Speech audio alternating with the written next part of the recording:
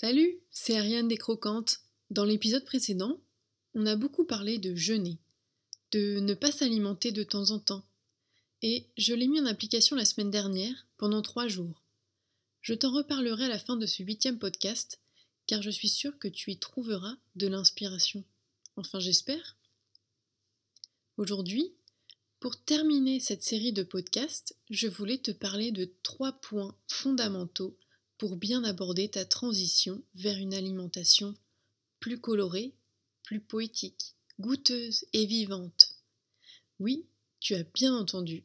Ça sera le dernier épisode de cette série, un été cru, tous vivants et vibrants, tout simplement car l'été se termine. Je t'invite à me dire en commentaire si cette série t'a plu et si tu as encore des questions. Et tout de suite, commençons ce 8e podcast. La première chose à avoir bien en tête, et elle est primordiale, c'est de ne pas avoir une approche dogmatique, presque religieuse, de la façon dont tu t'alimentes. Fais attention aux étiquettes. Être végétalien, vegan ou crudivore n'est pas une fin en soi, et ne te définit pas.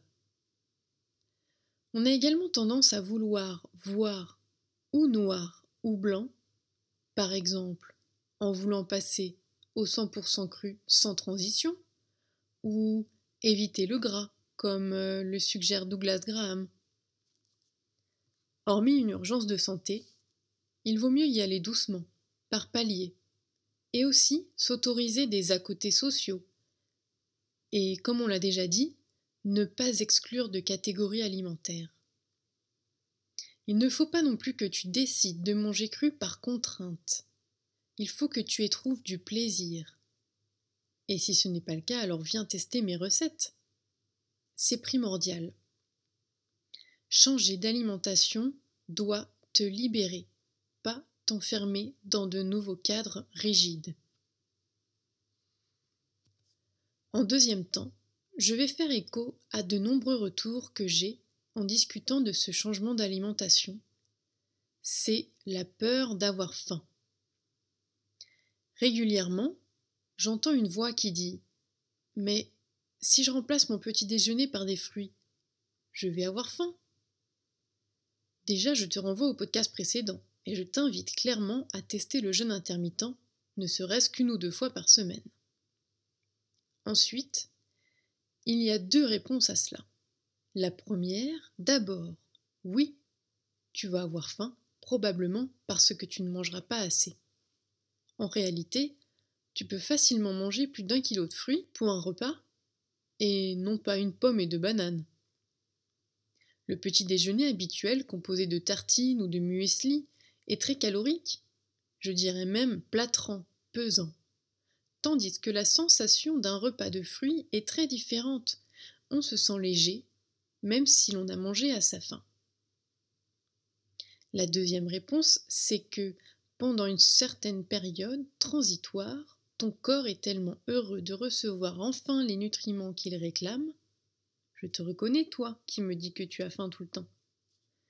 Qu'il en réclame une bonne dose pour compenser ces années de manque. Et cela peut durer un certain temps. Mais profites-en pour nourrir enfin ton corps et ajoute un peu de fruits gras ou de fruits secs qui sont plus nourrissants pour arriver plus vite à satiété. Une troisième chose essentielle, d'après mon expérience, c'est de se mettre au jus de légumes. Autant certains d'entre vous l'ont tout de suite adopté comme une routine, autant certains voient cela comme accessoire. Pour bien opérer la transition, surtout si on a un profil de personne déminéralisée, voir mon article sur l'équilibre acido-basique, il est primordial de se faire des jus de légumes quotidiens ou presque. Il est essentiel d'apporter à ton organisme sa dose de micronutriments afin qu'il puisse trouver l'équilibre dans cet océan de toxines et d'acidité qui nous assaille. Et ce n'est pas forcément quelque chose à faire à vie, ça peut être transitoire, peut-être qu'au bout de 2 ans, tu n'en feras que quand tu en sentiras le besoin. Et si tu ne sais pas quelle machine choisir ou que tu n'arrives pas à composer des jus agréables à boire, je te renvoie vers mon petit e-book très complet avec des tas de recettes de jus délicieuses. Il y a même des astuces pour arriver à conserver ces jus d'un jour à l'autre afin de ne pas utiliser ta machine tous les jours. Pour fêter ça, l'e-book est en promo pendant quelques jours dans ma boutique. En ce moment, par exemple, j'alterne les jus de peau de pastèque et poire du jardin avec un de mes favoris, le betterave-carotte. Et pour ceux qui seraient vraiment en incapacité de se faire des jus de légumes, je recommande à minima de se fournir en eau de Quinton pour pouvoir en boire régulièrement. Si tu veux avoir plus de conseils pour réussir ta transition, te poser les bonnes questions, la semaine prochaine, je sortirai un nouveau guide, entièrement gratuit, avec toutes mes astuces pour que manger cru ne te coûte pas trop cher, que tu réussisses à manger cru en hiver, à comprendre l'intérêt des combinaisons alimentaires, des conseils pour les femmes enceintes ou allaitantes, et tout un tas d'autres clés pour aller à l'essentiel. Enfin, je voulais te parler quelques instants de mon jeûne de la semaine dernière.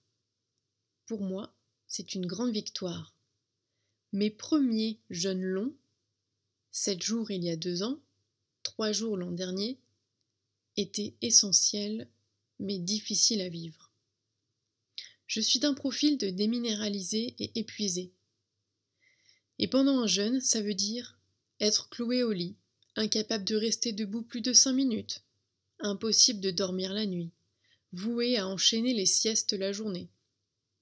Et à côté de ça, j'entendais d'autres personnes raconter leur jeûne, où tout se passait bien. Eh bien aujourd'hui, j'en fais aussi partie.